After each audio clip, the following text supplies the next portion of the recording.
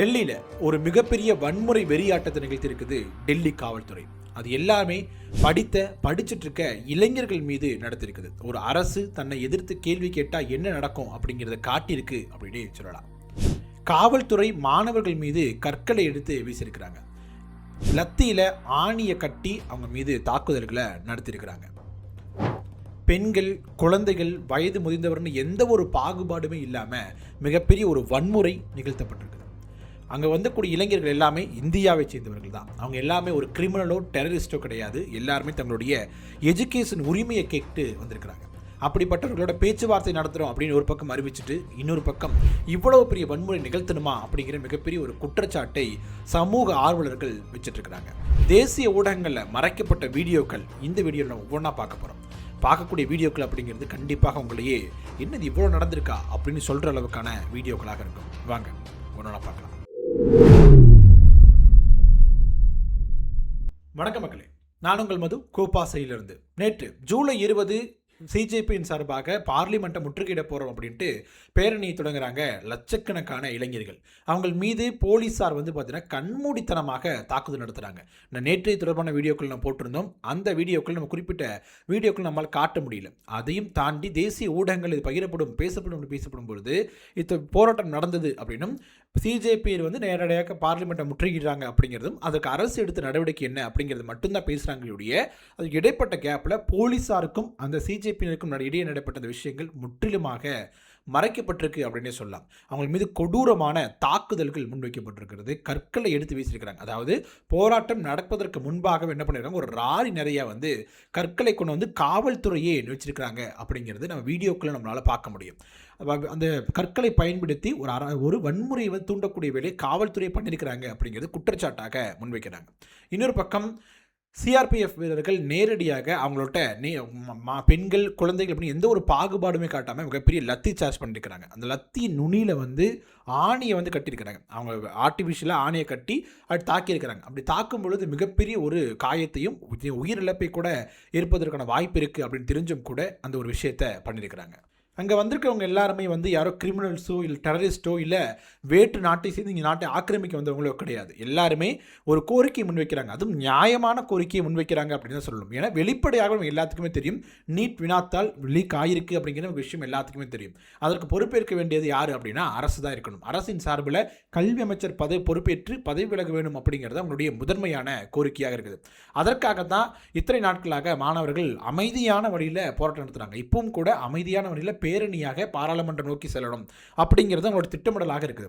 இதை வன்முறையாக மாற்றணும் அப்படிங்கிற முயற்சியில் நிறைய முயற்சிகள் நடந்திருக்குது அப்படிங்கிறது தான் எதிர்க்கட்சிகளும் சரி சமூக ஆர்வலர்களும் சரி சிஜேபின்னு வைக்கக்கூடிய மிக முக்கியமான குற்றச்சாட்டாக இருக்குது. குறிப்பிட்ட ஒரு வீடியோ பார்க்கும் பொழுது இதில் டெல்லி சேர்ந்த ஆட்டோ ஓட்டுநர்கள் என்ன பண்ணுறாங்க அப்படின்னா இலவசமாகவே, அதாவது ஜந்தர் மந்தருக்கு போகிறீங்களா, போராட்டத்தில் கலந்துக்க போகிறீங்களா அப்படின்னா உங்களுக்கு இலவச பயணம் அப்படின்ட்டு தன்னார்வத்தோடு என்ன பண்ணுறாங்க, ஆட்டோ டிரைவர்கள் எல்லாருமே மாணவர்களை இலவசமாக கொண்டு ட்ராப் பண்ணிட்டு இருக்காங்க அப்படிங்கிற மாதிரியான ஒரு காணொலி வெளியாகிட்டு இருந்துச்சு. அதே மாதிரி இன்னொரு பக்கம் எவ்வளவு அடி வாங்கினாலும் சரி மிகப்பெரிய வன்முறை கட்டெழுத்தப்படுது, கொடூரமான தாக்குதல் நடத்தப்பட்டது. ஆனால் இளைஞர்கள் பின்வாங்கவே இல்லை அப்படிங்கிறது மிகப்பெரிய ஒரு ஆச்சரியத்தை கொடுத்துருக்கு அப்படின்னு சொல்லலாம். அவங்க மீது கண்ணீர் புகை கொண்டு வீசப்படுது, துப்பாக்கியை காட்டி மிரட்டப்படுறாங்க, லத்தி சார்ஜ் பண்ணப்படுது, தண்ணீர் பீச்சி அடிக்கப்படுது. இத்தனை பண்ணியும் கூட அங்கேயே மாணவர்கள் இரவு முழுக்க அமர்ந்திருக்கிறாங்க அப்படிங்கிறது மிகப்பெரிய ஒரு வியப்பை ஏற்படுத்தியிருக்குது. இது எல்லாம் தான் பாஜக அரசுக்கு மிகப்பெரிய ஒரு நடுக்கத்தை கொடுத்துருக்கு அப்படின்னு சொல்லலாம். இதற்கு பிறகாகத்தான் என்ன பண்ணுறாங்க, ஒரு பேச்சுவார்த்தை குழு அப்படின்னு அமைக்கிறாங்க. இந்த ஒரு விஷயத்தை ஒரு 20 நாட்களுக்கு முன்பாகவே பண்ணியிருந்தாங்க அப்படின்னா இவ்வளோ பெரிய வன்முறை காடாக டெல்லி தலைநகரம் மாறி இருக்குமா அப்படிங்கிற மிகப்பெரிய ஒரு கேள்வி இருக்குது.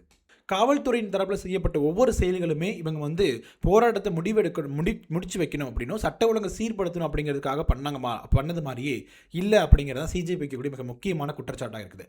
சோனம் வாங்சுக் அவர்கள் உண்ணாவிரதம் இருக்கும்போது ஒரு ஸ்டேஜ் போன்று அமைச்சிருந்தாங்க. அந்த ஸ்டேஜில் என்ன பண்ணியிருக்காங்க அப்படின்னா காவல்துறை அத்துமீறி உள்ள நுழைஞ்சு இந்த ஸ்டேஜை சுக்குநூறாக உடைக்கிறாங்க, அதை கிழிச்சு எடுக்கிறாங்க. அந்த வீடியோ வெளியாகி இருக்குது. அதையும் உங்களால் நீங்கள் பார்க்க முடியும். வன்முறையை நிறுத்தணும் அப்படின்னாலும் சட்ட ஒழுங்கை பாதுகாக்கணும் அப்படிங்கிறதுக்காக இது போன்ற நடைமுறை தேவையா அப்படிங்கிற மிக முக்கியமான கேள்வியை எழுப்புறாங்க. இன்னொரு பக்கம் என்ன நடக்குது அப்படின்னா, யூனிஃபார்மில் இல்லாத நபர்கள், அதாவது காக்கி சட்டையிலையோ இல்லையோ சிஆர்பிஎஃப் யூனிஃபார்மில் இல்லாத நபர்கள் வந்து அன்யூனிஃபார்மில் வந்து என்ன பண்ணுறாங்க அப்படின்னா, லத்தி எடுத்துக்கிட்டு வந்து மாணவர்கள் மீது தாக்குதலை நடத்துகிறாங்க. அதே மட்டும் யூனிஃபார்ம் இருந்தாலும் கூட அவங்கள்ட்ட பேட்ச் இல்லை, அந்த உண்மையான இவங்களா காவல்துறையினரா அப்படிங்கிறதுக்கு எந்த ஒரு அடையாளமே இல்லை. காக்கி உடைய மட்டும்தான் அவங்கள்ட்ட இருக்கக்கூடிய மற்ற எந்த ஒரு அடையாளமும் இல்லை. அதை போய் மாணவர்கள் கேட்குறாங்க, வீடியோக்கள் எடுக்கிறாங்க. நீங்கள் யார், நீங்கள் எதுக்கு அடிக்கிறீங்க அப்படிங்கிற ஒரு கேள்வி கேட்கும் பொழுது மீண்டும் அவங்க மீது தாக்குதல் நடத்தப்படுது. அதாவது வன்முறையை தூண்டணும் அப்படிங்கிறதுக்காகவே காவல்துறையிற்குள்ளேயே இருந்துக்கிட்டு காவல்துறை சாராத நபர்களும் சரி, வெளியிருந்தக்கூடிய குண்டர்களும் வந்து மொத்தமாக ஸ்டூடெண்ட்ஸின் மீது மிகப்பெரிய தாக்குதலை நடத்தியிருக்கிறாங்க அப்படிங்கிறது தெளிவாக தெரிஞ்சுக்க முடியுது. அதாவது காவல்துறை அல்லாத நபர்களும் மாணவர்கள் மீது மிகப்பெரிய ஒரு தாக்குதல் நடத்துவதற்கு பயன்படுத்தப்பட்டிருக்கிறார்கள் அப்படிங்கிறது தான் இது உறுதி செய்யப்பட்டிருக்கு அப்படிங்கிறது சிஜேபி வைக்கக்கூடிய மிக முக்கியமான குற்றச்சாட்டாக இருக்குது. இதில் கொஞ்சம் ஹைலைட்டான விஷயம் என்ன அப்படின்னா, அந்த நியூஸ் கவர் பண்ணுற இடத்துக்கு வந்து நேஷனல் மீடியாக்கள், இப்போ நான் பார்த்துட்டு இருக்கக்கூடிய நிறைய நேஷனல் மீடியாக்களுடைய பர்சன்ஸ் அங்கே போயிருந்திருக்கிறாங்க. அவங்களை சுற்றி இருக்கக்கூடிய சிஜேபி என்ன சொல்லியிருக்காங்க அப்படின்னா, மிகப்பெரிய ஒரு கோஷத்தை எழுப்பியிருக்கிறாங்க. இவங்க ஒருதலை பட்சமாக நடக்கிறாங்க அப்படின்னும், தடியடி நடக்கக்கூடியதை காட்டலை, அவங்களும் அதனால் பாதிக்கப்பட்ட சில போலீஸ் ஆஃபீஸருக்கு மட்டும் ஷூட் பண்ணுறாங்க அப்படிங்கிற மாதிரி கோஷத்தை எழுப்புறாங்க. அது தொடர்பான வீடியோக்களையும் நீங்கள் பார்க்கலாம். அதை தொடர்ந்து என்ன நடக்குது அப்படின்னா, அது மட்டும் இல்லாமல் ஆங்காங்கே கூடியிருக்கக்கூடிய, அதாவது ஜந்தர் மந்திரை நோக்கியோ இல்லை பார்லிமெண்ட்டை நோக்கி வரணும் அப்படின்னு கிளம்பி வந்த இளைஞர்கள் ஆங்காங்கே தடுத்து நிறுத்தப்பட்டிருக்காங்க. குறிப்பாக மெட்ரோ ஸ்டேஷனை தடுத்து நிறுத்தப்பட்டிருக்காங்க, ரயில்வே ஸ்டேஷன்ஸில், பேருந்து நிலையங்களில் அப்படின்னு எங்கெங்கெல்லாம் முடியுமோ அங்கெல்லாம் தடுப்புகள் அமைக்கப்பட்டு அவங்களை வந்து வரக்கூடாது அப்படின்னு தடுத்து நிறுத்தப்பட்டிருக்கிறாங்க அப்படிங்கிற குற்றச்சாட்டாக வைக்கிறாங்க. இன்னொன்று சிஜேபி நோக்கி மிகப்பெரிய குற்றச்சாட்டாக என்ன வச்சாங்க அப்படின்னா, இங்கே வெளிநாட்டோட ஃபண்டிங்கில் வந்து நாங்கள் வந்து ப்ரொட்டஸ்ட் பண்ணிட்டு இருக்காங்க, இந்தியாவினுடைய பேருக்கு களங்கம் விளைவிக்கிறாங்க அப்படின்னு குற்றச்சாட்டை தொடர்ந்து முன் வச்சுட்டு இருந்தாங்க. அப்போ ஒரு காணொலி ஒன்று பகிர்ந்து இவர்கள் தான் வந்து வெளிநாட்டோடைய ஃபண்டில் இயங்குறாங்களா அப்படிங்கிற மாதிரி கேப்ஷனோட போட்டிருந்தாங்க. என்ன காணொலி அப்படின்னா, ஒரு இளைஞர் வந்து என்ன பண்ணுறாரு அப்படின்னா, டிஃபன் பாக்ஸில் சாப்பாடு எடுத்துகிட்டு வந்துடுறார். எடுத்துகிட்டு வந்து அந்த போராட்ட களமாக இருக்குது, அந்த போராட்டத்துக்கு நடுவில் உட்காந்து சாப்பிட்டுட்டு இருக்கக்கூடிய அந்த காணொலி அப்படிங்கிற சோஷியல் மீடியா பெரிய அளவில் பரவுது. அதுவும் தொடர்ந்து தான் அந்த ஃபண்டிங், அதாவது ஃபண்டிங்கில் இயங்கக்கூடிய சிஜேபியினுடைய போராட்டக்காரர்கள் எப்படி இருக்காங்க பாருங்கள் அப்படிங்கிற கேப்ஷனோட அந்த வீடியோக்களை நிறைய பகிர முடியுது, நம்மளால் பார்க்க முடியுது. போராட்டங்கள் மிகப்பெரிய ஒரு இதை ஏற்படுத்துது. ஈவினிங் ஆகுது, மிகப்பெரிய தாக்குதலுக்கு உட்படுத்தப்படுறாங்க. இளைஞர்கள் எல்லாமே மருத்துவமனையில் அனுமதிக்கப்படுறாங்க. மண்டை உடைஞ்சிருக்குது, கை கால்கள் எல்லாமே வந்து லத்தி தடம் பதிஞ்சிருக்குது, இந்த அடிக்கப்பட்ட தடம் பதிஞ்சப்பட்டிருக்கு. கொடூரமாக தாக்கப்பட்டிருக்காங்க. பெண்கள், குழந்தைகள் அப்படின்னு எந்த ஒரு பாகுபாடுமே பார்க்கப்படலை. இந்தியர்கள் மீது, இந்தியாவின் இளைஞர்கள் மீது இந்திய அரசாங்கம் மிகப்பெரிய ஒரு தாக்குதலை நடத்திருக்குது. மிகப்பெரிய அளவில் கண்டன குரல்கள் எழுப்பப்பட்டிருக்கிறது. அதுக்கு பிறகு இதெல்லாம் முடிச்சுட்டு சிஆர்பிஎஃப்கள் செல்கிறாங்க. அப்போ சிஜேபி இளைஞர்கள் எல்லாருமே கைத்தட்டி தங்களுடைய வாழ்த்துக்களை அவங்க சிஆர்பிஎஃப்க்கு தெரிவிக்கிறாங்க. என்ன சொல்கிறாங்க அப்படின்னா, நாங்கள் வந்தோம் இந்த இளைஞர்களை தாக்கணும் அப்படின்னு உங்கள் வீட்டுக்கு போய் உங்கள் குழந்தைகள்கிட்ட சொல்லுங்கள் அப்படிங்கிற தோணியில் கைத்தட்டி வாழ்த்துக்கள் தெரிவிக்கிறாங்க அப்படிங்கிற ஒரு வீடியோவும் நம்மளால் பார்க்க முடியுது. இன்றைக்கி பார்லிமெண்ட்டில் எதிர்க்கட்சிகள் இந்த தடியடிக்கு எதிராக வந்து மிகப்பெரிய கோஷத்தை ஏற்படுத்தி பாராளுமன்றம் ஒத்திவைக்கப்பட்டிருக்கிறது. ஜேபி நட்டா இருக்கட்டும், எதிர்க்கட்சி தலைவர் ராகுல் காந்தி போன்றவர்கள்லாம் போயிட்டு அவங்க அங்கே அடிபட்டு கடந்திருக்கக்கூடிய சிஜேபியினுடைய இளைஞர்களை வந்து பார்த்துருக்குறாங்க அப்படின்னு நம்மளால் பார்க்க முடியுது. நேற்றுக்கு ராகுல் காந்தி அவர்கள் ஒரு வீடியோ ஒன்று வெளியிட்டிருந்தார். அதில் நீங்கள் குறிப்பாக கவனித்து பார்த்தீங்க அப்படின்னா, அதில் சிஜேபி அப்படிங்கிற வார்த்தையோ இல்லை இந்த ஆர்கனைஸ் பண்ண அந்த சிஜேபியினுடைய நிறுவனராக இருக்கக்கூடிய அபிஜித் பற்றியோ இல்லை சோனம் வாங்சுக் பற்றி எந்த ஒரு வாசகமே பேசலை அப்படிங்கிற நம்ம கவனிக்க வேண்டிய விஷயமா இருக்குது. இதுக்கு முன்பாக ஒரு காலத்தில் தொடர்ந்து எல்லா எதிர்க்கட்சி தலைவர்களுமே வந்து நேரடியாக வந்து மாநில கட்சியை சேர்ந்தவர்கள் சோனம் வாங்சுக்கை பார்த்துட்டு போனாங்க. ராகுல் காந்தி வரல அப்படிங்கிறது ஒரு குறையாக வந்து சிஜேபின்னு சொல்லிட்டு இருந்தாங்க. இவருடைய இந்த காணொலி வந்து ஒரு பக்கம் இந்தியாவினுடைய இளைஞர்கள் அப்படிங்கிற ஒரு இதாக பேசுகிறார். சிஜேபி குறிப்பிட்டு அதை பேசவே இல்லை.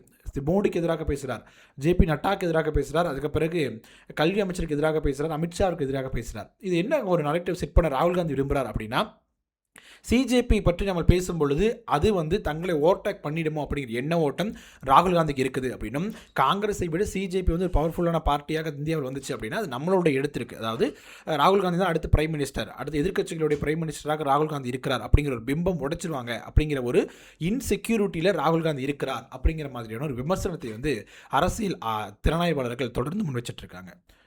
நேற்று மாணவர்கள் மிகப்பெரிய ஒரு போராட்டத்தை சிஜேபி நடத்தியிருக்கிறாங்க. இன்றைக்கி என்ன நடந்திருக்கு அப்படின்னா, விவசாயிகள் மிகப்பெரிய அளவில் அணிதிரண்டு வந்திருக்காங்க. ஹரியானாவை சேர்ந்த, பஞ்சாபை சேர்ந்த விவசாயிகள் நேரடியாக டெல்லியை நோக்கி வர தொடங்கியிருக்கிறாங்க. அவங்களோட கோரிக்கை என்ன அப்படின்னா, அமெரிக்கா மற்றும் இந்தியாவோட ஒரு உடன்படிக்கை போட போகிறாங்க, அது எங்களுக்கு மிகப்பெரிய தாக்கத்தை ஏற்படுத்தும் அப்படிங்கிற ஒரு கோரிக்கையோடு அந்த உடன்படிக்கை ரத்து செய்யப்பட வேண்டும் அப்படிங்கிற ஒரு கோரிக்கையோட விவசாயிகள் ஆயிரக்கணக்கானோர் என்ன பண்ணுறாங்க, டெல்லி நோக்கி வராங்க. அவங்க ஆங்காங்கே தடுத்து நிறுத்தப்பட்டு இருக்கிறாங்க அப்படிங்கிற மாதிரியான காணொலி நம்மளால் பார்க்க முடியுது.